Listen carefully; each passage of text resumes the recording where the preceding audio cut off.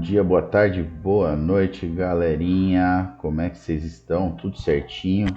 Vamos ajeitar aqui, ver se o áudio tá tudo ok, no máximo. Que bonitinho, microfoninho, tudo certo. Como é que vocês estão? Ontem não consegui gravar, saímos tomar uma cervejinha, chegamos tarde, mas hoje vai, tá? Separei um vídeo do professor Elias aqui. Eu acho que hoje vai ser um vídeo mais curto, não acredito que eu vou ter muita coisa a comentar, mas a aprender mesmo. Antes de começar, disclaimer, mais uma da Locals Hop Tripping, tá, gente? Essa daqui, na minha opinião, a melhor session IPA do Brasil. Os moleques são realmente muito bons, muito competentes no que faz. A cerveja levinha tem 3 ponto alguma coisa de álcool, 3.7, ó. 3.7, bem levinha, cerveja você toma várias mesmo, né? Às vezes o limitante é um pouco o preço, não é uma cerveja barata, tá?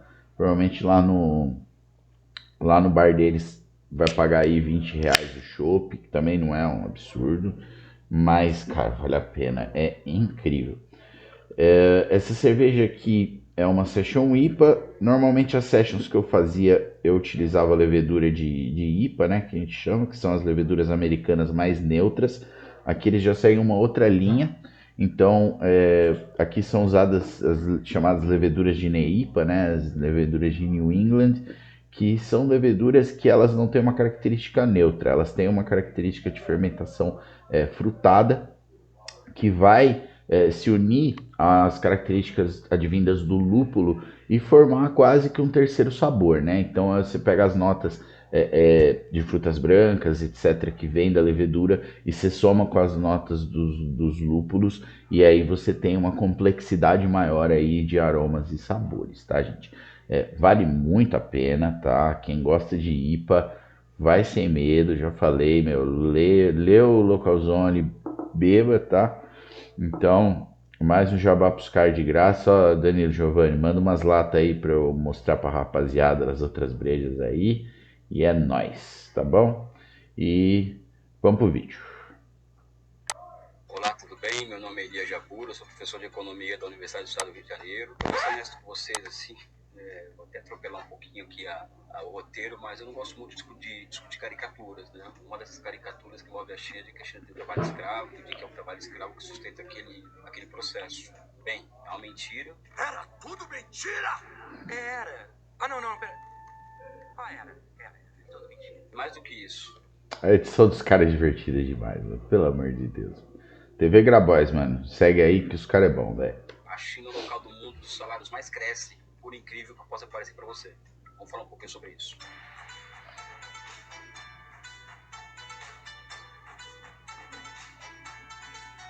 Vamos partir de uma pergunta: o que é crescimento econômico? O que é processo de desenvolvimento? O processo de desenvolvimento econômico, ele é um processo que pode ser caracterizado de diversas formas, mas partindo de um ponto de abstração assim mais interessante que eu acho, é o processo de especialização. Esse processo é caracterizado, por exemplo, pela transferência para cidades de atividades que não estão relacionadas diretamente com a produção de alimentos, ou seja, transferência para a cidade de atividades que outrora era feita dentro da fazenda, para cidades também se transfere pessoas. A manufatura começa a existir na cidade, essa manufatura começa, vamos dizer assim, a transferir para a agricultura instrumentos de trabalho. Esses instrumentos de trabalho, eles elevam a produtividade do trabalho da agricultura, que leva, por sua vez, entre aspas, a expulsão de mão de obra do campo para a cidade. E, em grande medida, essa mão de obra ilimitada, ou vamos dizer assim, esse exército industrial de reserva, ele é um ativo que pode ser considerado importante para estágios iniciais de crescimento econômico. Eu falei aqui mão de obra ilimitada. Uma coisa muito interessante, gente, é que o espartano médio ele tem uma ignorância sobre datas, e eu não estou falando ignorância para ofender, é que realmente tem uma dificuldade muito grande de estabelecer delimitação de datas e períodos de tempo. Então, quando você começa a Revolução Industrial no centro capitalismo, numa Inglaterra da vida, numa França, a gente está falando de um processo que começou no século XVIII, 1700 e alguma coisa, tá? quando você está falando de China, isso daí começou basicamente na Revolução Maoísta. Então, enquanto a Inglaterra, os países europeus em geral começam a se desenvolver aí no século XVIII e XIX, a China vai começar a fazer esse processo no século XX. Então você está falando, dependendo do país, você está falando de 105, mais de 150 anos depois, tá? Então, essa é a diferença, sabe? E a galera não consegue linkar muito isso daí, sabe? Tem um autor que eu também gosto muito, Arthur Lewis, foi até prêmio Nobel em 79, com uma tese interessantíssima. Ele fala justamente do crescimento econômico baseado na oferta ilimitada de mão de obra. E ele coloca que um país pode se beneficiar muito dessa oferta ilimitada de mão de obra, porque isso reduz o custo de produção, mas isso chega num ponto em que não rola mais, ou seja, que rola um chamado turning point lewisiano, ou seja, quando essa vantagem competitiva da mão de obra é quase que ilimitada, deixa de existir. Então os salários eles passam a aumentar, vamos dizer assim, de forma intensa, ou seja, não tem mais essa benesse da mão de obra abundante, que achata salário e tal. É verdade que a China se aproveitou disso? Sim. Só que essa abstração, quando ela é feita para o caso chinês pós-78, é um pouco complicada, porque em 78 existia uma herança de economia planejada, em que o trânsito de pessoas do campo para a cidade é muito mais rigoroso, é mais planificado, por isso que a China não tem favelas, ou seja, as pessoas não saem do campo para a cidade assim facilmente, é um sistema que está se flexibilizando ao longo do tempo. Na China, o chamado que se... Também é uma coisa interessante que na Inglaterra você teve as leis de cercamento, onde você teve a expropriação das pessoas do campo para transformar aquilo em propriedade privada e a expulsão daquelas pessoas e jogou na cidade, vai embora, Deus dará. Na China não, na China foi um processo controlado, até porque hoje mudou-se um pouco, mas a maior parte das terras e tanto das indústrias que foram se formando na cidade eram públicas. Então, não foi o mesmo processo de Revolução Industrial, onde você teve a expulsão para quê? Para pegar aquela terra e trazer para si e expulsar todos os componentes de uma terra comum. Na China, não. Na China foi uma migração, vamos dizer, controlada, né, pelo partido, pelo Estado, para conseguir fazer isso de uma forma gradual, né? Então, os movimentos foram diferentes, né? Chama aqui no Ocidente de exército industrial de reserva, o Marx chama isso. Na China não existe isso, ou seja, aquela superpopulação nas cidades, amontoada em favelas, porque na China a terra ela é propriedade do Estado, que concede às famílias. Então as pessoas elas têm um local no limite para ficar durante períodos de baixa empregatibilidade, né? Acho que esse é o nome, né? Bora lá. Mas... Se eu não me engano, é empregabilidade, não empregatibilidade, mas tudo bem, fica a correção aí. Chega-se a um ponto em que a China, sim, utiliza-se muito dessa mão de obra quase que ilimitada, não é? Mas uma das características do processo econômico chinês, abrindo aspas aqui, tá? Parênteses. Trabalho escravo não gera crescimento econômico, tá? Já falei no começo isso. E no caso chinês, uma das características é que desde a década de 80, o consumo popular ele foi sempre um motor, vamos dizer assim, do processo de desenvolvimento. Foi durante a década de 80 inteira, depois o investimento passa a ser o motor do processo de crescimento, até porque o crescimento econômico tem motores, né?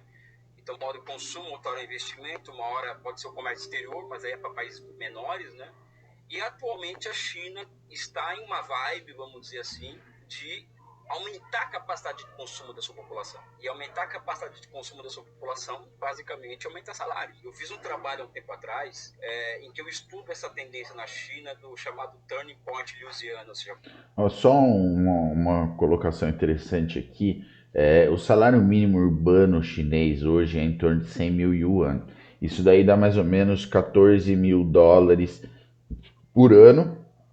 O que, se você for converter em real com a nossa moeda desvalorizada hoje, dá quase 7 mil reais por mês, tá? O salário médio hoje brasileiro é em torno de 2.700, tá? Só que esse não é um salário real, porque aqui você tem uma desigualdade social muito grande muito grande, tipo, mesmo. Então, pela desigualdade ser tão grande, você acaba elevando um pouco o salário médio, porque você tem o cara que ganha 2 milhões e você tem o cara que ganha 1.200 e você tira uma média entre esses dois. Então, a média na China, que não tem uma desigualdade tão gritante quanto o Brasil, tá? Tem bilionário, tem coisa. Só que a quantidade de bilionários não é tão elevada assim, se for ver pelo número de pessoas, né? Que tem 1 bilhão e 300 milhões de pessoas lá, né? E hoje eles têm o poder de compra do chinês, além de ser maior, porque as coisas lá são mais baratas, são mais acessíveis, eles ainda ganham mais dinheiro em espécie por mês do que o brasileiro. Então hoje, se for comparar o nível de vida de um chinês, basicamente ele ganha o dobro e gasta 50% a menos, 40% a menos para comprar as mesmas coisas. Então o nível de acesso a coisas é muito maior do que aqui na terra de ninguém que a gente vive, né? Qual que é o momento em que a mão de obra ilimitada, a oferta ilimitada de mão de obra, deixa de ser uma vantagem competitiva na China para se tornar em não um entrave ao processo de crescimento, o fim dessa mão de obra, mas um novo motor de crescimento econômico. Esse trabalho eu acabei concluindo que a China já tinha alcançado esse turning point lewisiano, os salários passaram a compor cada vez mais, vamos dizer assim, ter uma participação cada vez maior na composição da riqueza nacional, que vou abrir um outro parêntese também, que o fato, por exemplo, de uma pessoa ganhar $1 na China e o cara, para fazer a mesma coisa nos Estados Unidos, ganhar $10 não quer dizer muita coisa, tá? Até porque, por exemplo, os gastos na China com alimentação não chega a 5% dos salários, com transporte é 1,2% do salário, enquanto que nos Estados Unidos os gastos com alimentação é muito alto, transporte, ou seja, gasolina. Gente, se for pegar aqui em casa, tá? A gente fez mais ou menos os cálculos. Alimentação vai girar em torno de 20 a 25% do nosso gasto, tá? E aí é lógico, o cara fala, mas você não pode colocar quando você sai como alimentação, tem que ser como lazer. Não, tô falando tudo. A gente tem que comer fora ou pegar uma pizza ou comer no supermercado para comer aqui em casa. Se alimentar, comer todo dia.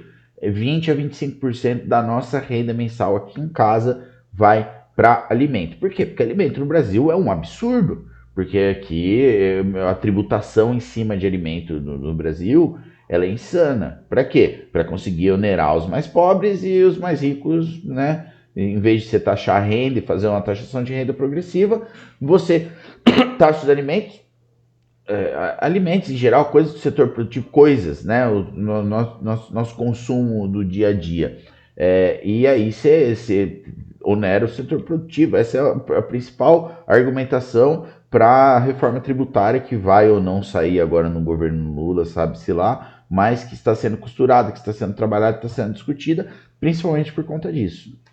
Existem, vamos dizer assim, diferentes formas de se calcular salários. Inclusive, tem até uma forma de se verificar que é o PIB por paridade de poder de compra, em que a China já há mais de 10 anos é o maior PIB do mundo a partir desse critério. Pois bem, qual que é a tendência da China hoje? Aliás, a tendência recente da China. Tem um gráfico que vai aparecer aqui que demonstra o seguinte, que entre 2008 e 2017, os salários médios chineses cresceram em A média China é esse maior aqui, tá? falando em um contexto em que o Brasil congela o salário, o Brasil quebra-se regras em que o salário mínimo aumenta de forma qualitativa, ou seja, PIB mais inflação do ano anterior, ou seja, o Brasil tem uma reforma trabalhista em que o trabalho passa a ser uma mercadoria altamente precarizada, como o Brasil.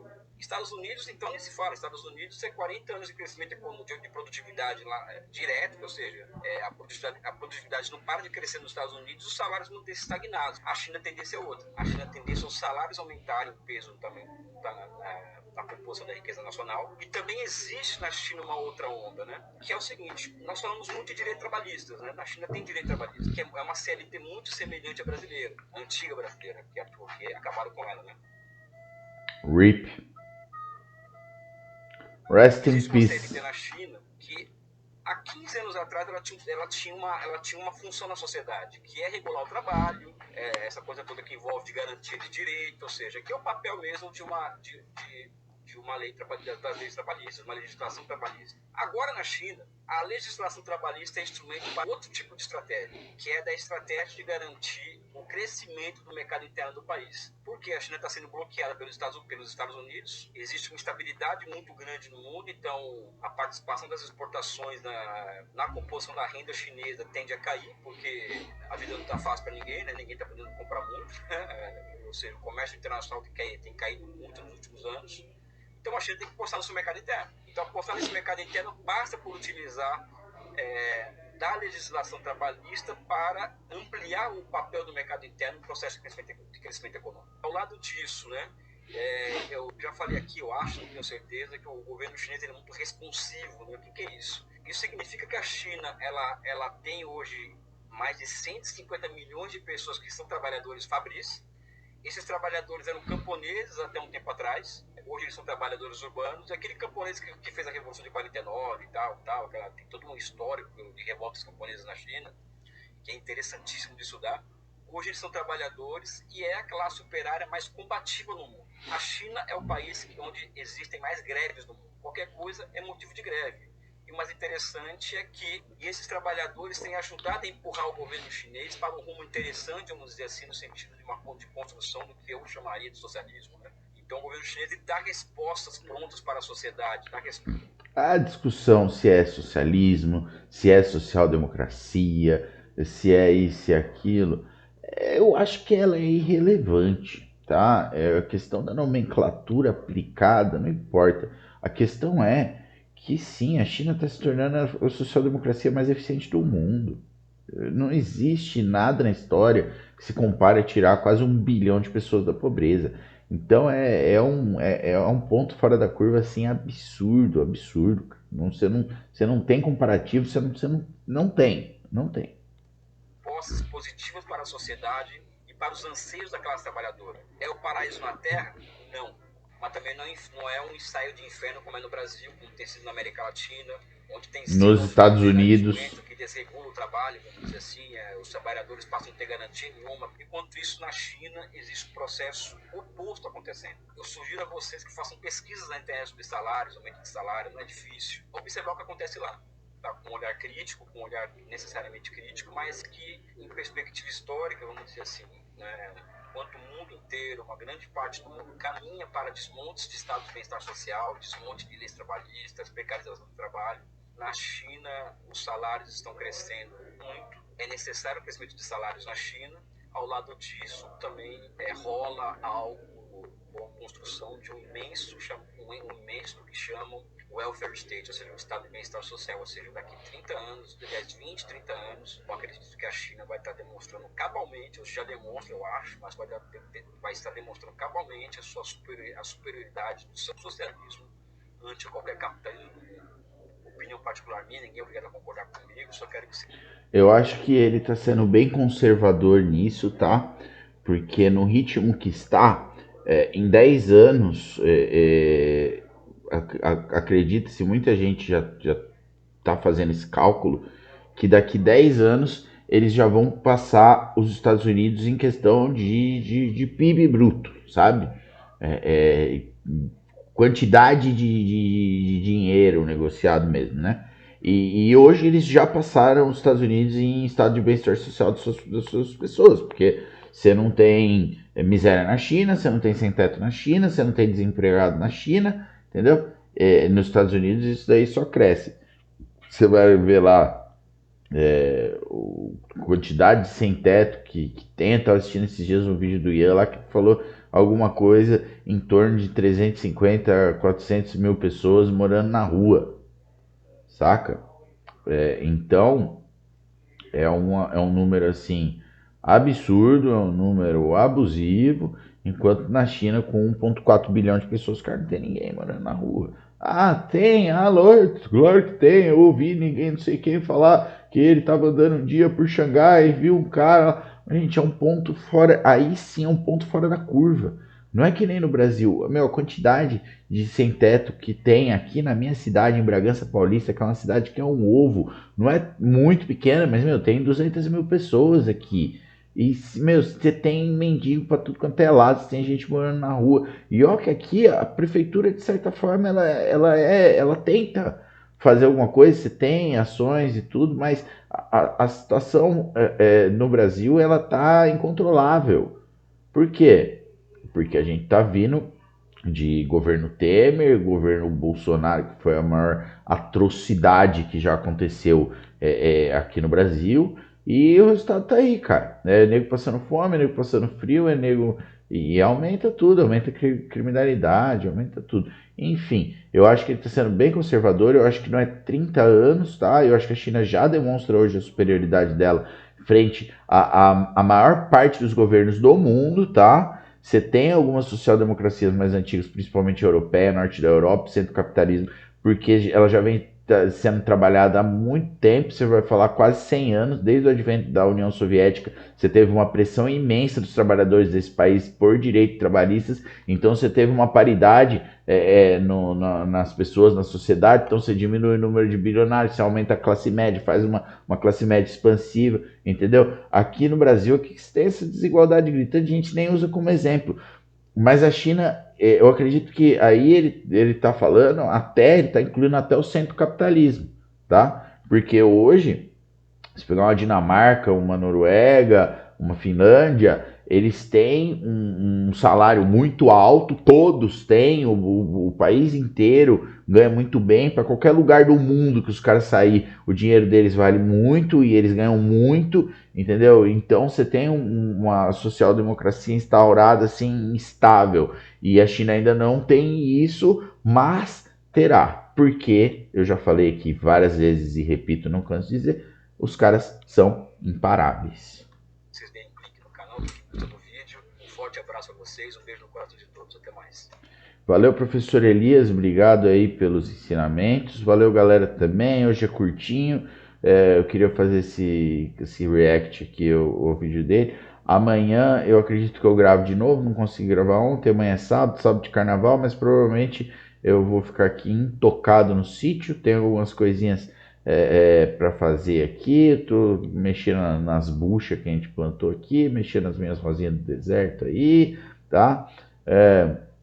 Amanhã eu trago uma rosa do deserto florida aí para vocês darem uma olhada, uma ou duas, para vocês verem como é que é nosso trabalho aí com rosa do deserto, tá bom? De resto é isso, valeu pessoal, muito obrigado e ó, beijo e não se esqueçam, compre as cervejinhas dos meninos porque ó, sensacional. Valeu!